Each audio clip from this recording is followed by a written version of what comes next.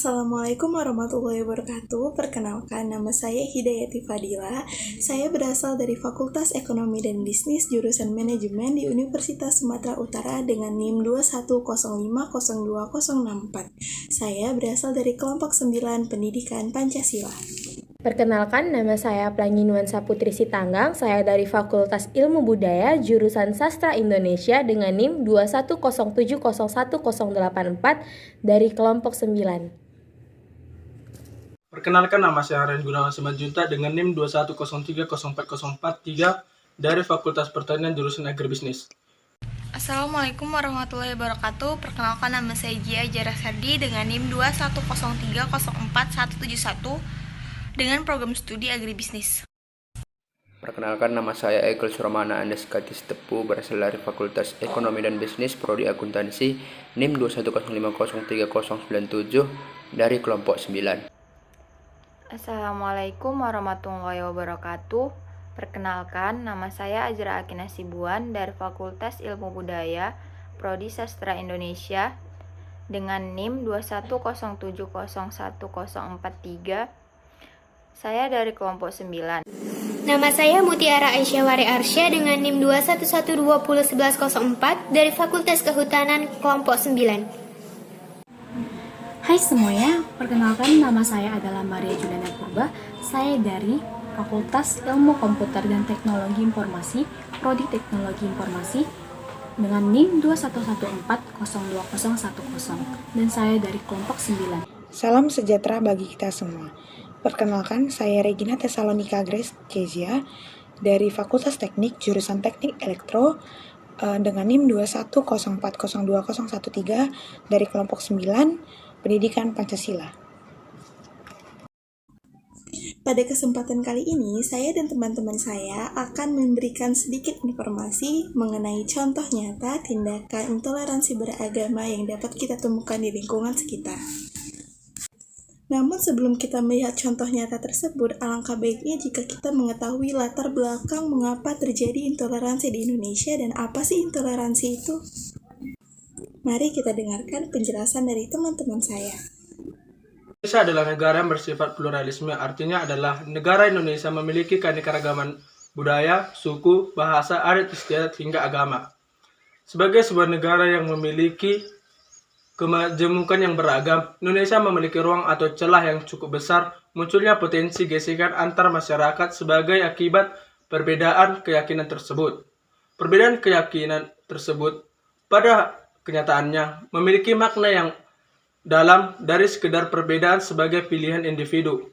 Dalam konteks kehidupan sosial, perbedaan pandangan, pewarisan keyakinan secara historis telah menyebabkan adanya pengelompokan yang dinamakan mayoritas dan minoritas. Pengelompokan tersebut seharusnya dimaknai sebagai salah satu kekayaan yang muncul akibat adanya perbedaan keyakinan, yang menjadi sarana pemersatu dalam kehidupan bernegara. Pada sebuah negara yang multikultural seperti Indonesia, penggolongan tersebut akan tetap berpotensi memunculkan celah dan gesekan sosial yang cukup tinggi. Ketika suatu kelompok memahami perasaan superioritas sebagai sumber yang benar, maka tanpa disadari akan mengakibatkan nilai-nilai yang berlebihan. Mereka tidak lagi menghargai kemajemukan, namun mengakui perbedaan yang ada. Di sini saya akan menjelaskan tentang intoleransi. Intoleransi adalah sebuah paham atau pandangan yang mengabaikan seluruh nilai-nilai dalam toleransi, yaitu perasaan empati kepada orang lain atau kelompok lain yang berasal dari kelompok, golongan, atau latar belakang yang berbeda. Setidaknya 3 komponen intoleransi adalah yaitu yang pertama adalah ketidakmampuan menahan diri tidak suka kepada orang lain. Yang kedua adalah sikap mencampuri dan atau menentang sikap atau keyakinan orang lain.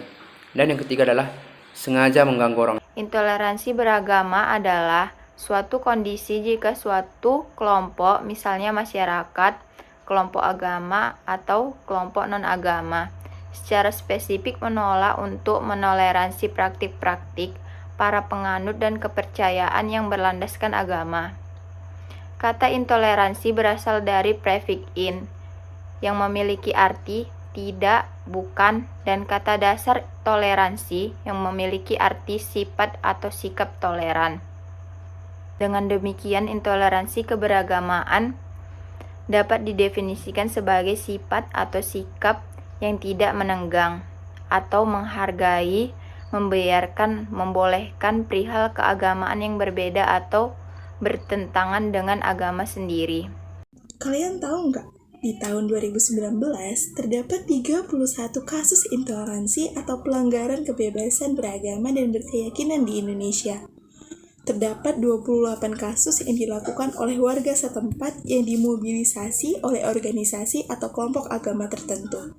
Jenisnya pun beragam, mulai dari pelarangan pendirian tempat ibadah hingga penolakan hidup bertetangga kepada orang yang tidak seagama dengannya. Sebanyak 422 tindakan pelanggaran kebebasan beragama terjadi di Indonesia pada tahun 2020. Dari jumlah tersebut, sebanyak 184 tindakan dilakukan oleh aktor non-negara, seperti sekelompok warga, individu, dan organisasi kemasyarakatan atau ormas. Pelanggaran kebebasan beragama yang paling banyak dilakukan oleh aktor non-negara berupa intoleransi, yakni 60 tindakan. Lalu ada 32 tindakan pelaporan penodaan agama, 17 tindakan penolakan mendirikan tempat ibadah, dan 8 tindakan pelanggaran aktivitas ibadah yang dilakukan oleh aktor non-negara. Ada pula 6 tindakan perusakan tempat ibadah oleh aktor non-negara pada tahun 2020. Sementara kasus kekerasan dan penolakan kegiatan lainnya yang dilakukan oleh aktor non-negara sepanjang tahun lalu masing-masing sebanyak 5 tindakan. Terjadinya lonjakan kasus yang sangat signifikan dari tahun 2019 dan 2020. Hal ini sangat disayangkan. Dalam kondisi pandemi, kasus pelanggaran kebebasan beragama malah jauh meningkat. Padahal, dalam undang-undang semua sudah diatur. Dasar hukum yang menjamin kebebasan beragama di Indonesia ada pada konstitusi kita, yaitu pasal 28E ayat 1 Undang-Undang Dasar tahun 1945 yang berisikan setiap orang bebas memeluk agama dan beribadat menurut agamanya, memilih pendidikan dan pengajaran, memilih pekerjaan, memilih kewarganegaraan, memilih tempat tinggal di wilayah negara dan meninggalkannya, serta berhak kembali. Pasal 28E ayat 2 Undang-Undang Dasar tahun 1945 juga menyatakan bahwa setiap orang berhak atas kebebasan meyakini kepercayaan. Selain itu, dalam pasal 28I ayat 1 Undang-Undang Dasar tahun 1945 juga diakui bahwa hak untuk beragama merupakan hak asasi manusia.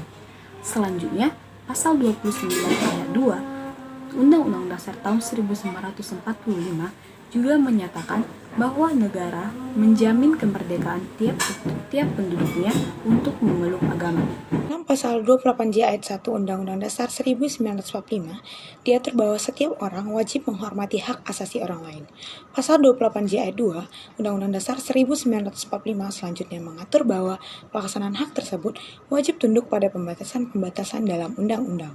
Jadi, hak asasi manusia tersebut dalam pelaksanaannya tetap patuh pada pembatasan-pembatasan yang diatur dalam undang-undang.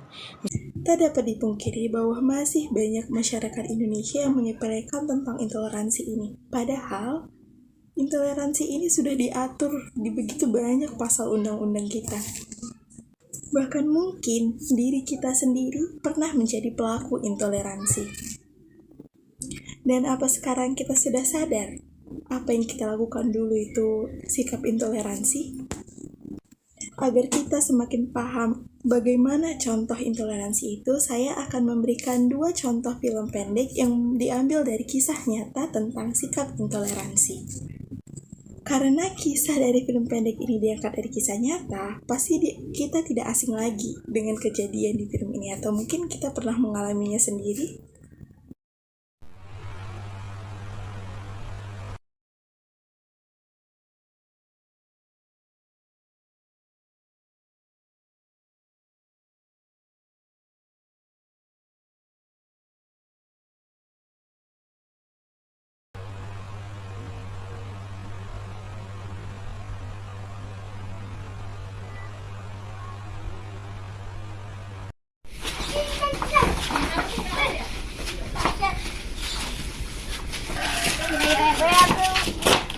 ya. Nggak boleh, kau kan Islam, kami semua Kristen. Aku tahu. Kau nggak boleh ikut main. Aku tanya dulu orang ini ya. Enggak. Tolong sana.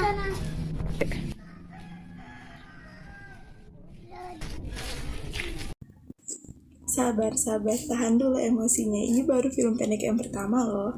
Mungkin beberapa dari kita sudah relate ya dari kejadian ini. Mungkin kita pernah mengalaminya atau melihat kejadian ini dengan mata kepala kita sendiri. Yuk lanjut untuk menonton film pendek yang kedua.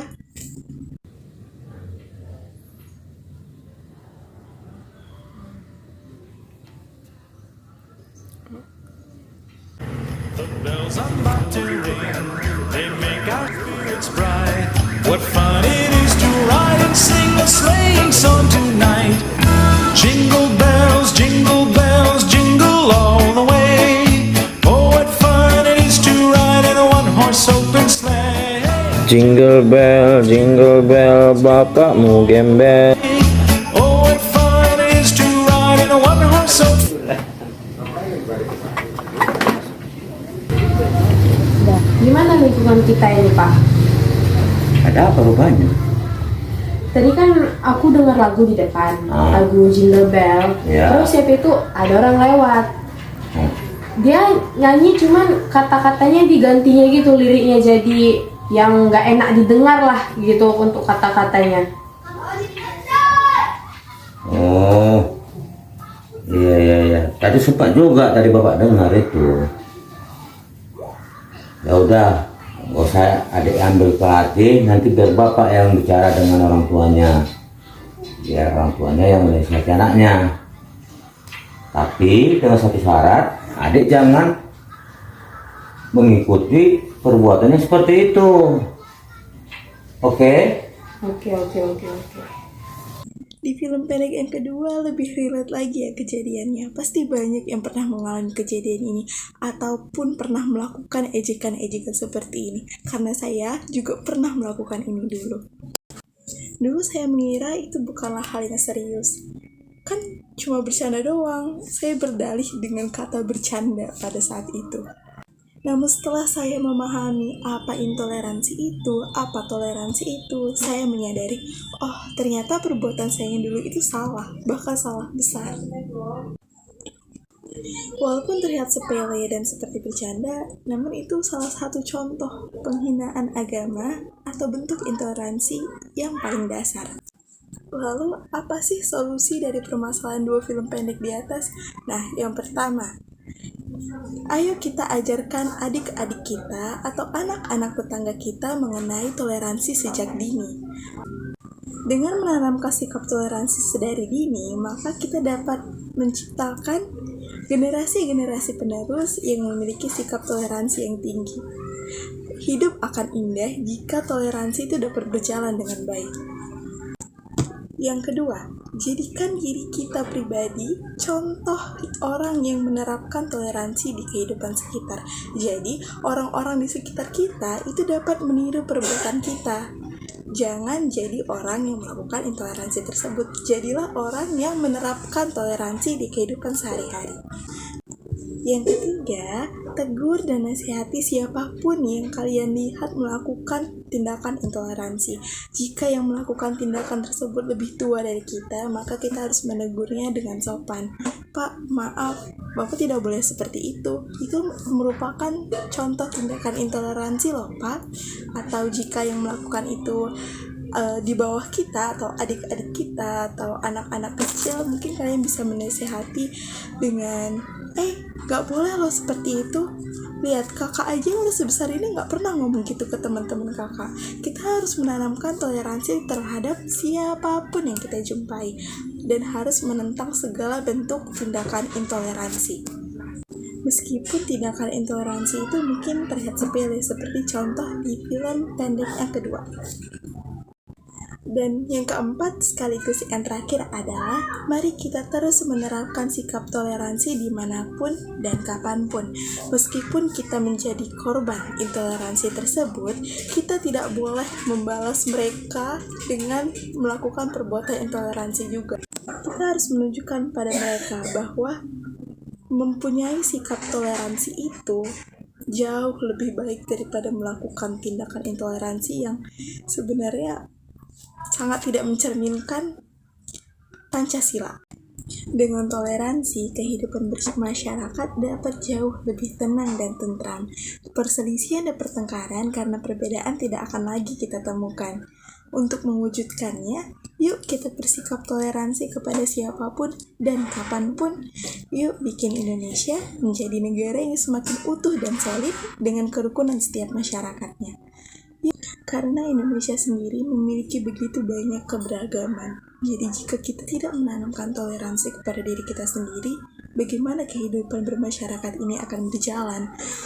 Tidak mungkin kita terus-terusan berada dalam perselisihan dan pertengkaran.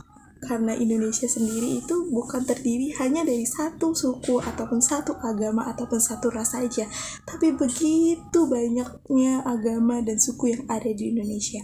Jadi, kita harus menanamkan toleransi itu. Hidup lebih indah jika ada toleransi. Sekian video dari kami hari ini. Semoga isi dari video ini dapat bermanfaat bagi kita semua. Dan semoga kita bisa menjadi sosok yang memiliki toleransi yang tinggi terhadap siapapun dan dimanapun kita berada. Akhir kata, saya mohon maaf bila saya memiliki banyak sekali kata yang salah. Dan maaf jika video ini jauh dari kata sempurna. Namun saya harap video ini dapat memberikan kalian sedikit informasi tentang toleransi dan membuat kita semua menjadi lebih sadar betapa pentingnya toleransi itu. Baiklah, demikian video ini kami sampaikan. Mohon maaf dan terima kasih telah menonton video ini. Wabillahi taufik wal hidayah. Wassalamualaikum warahmatullahi wabarakatuh. Salam toleransi semuanya.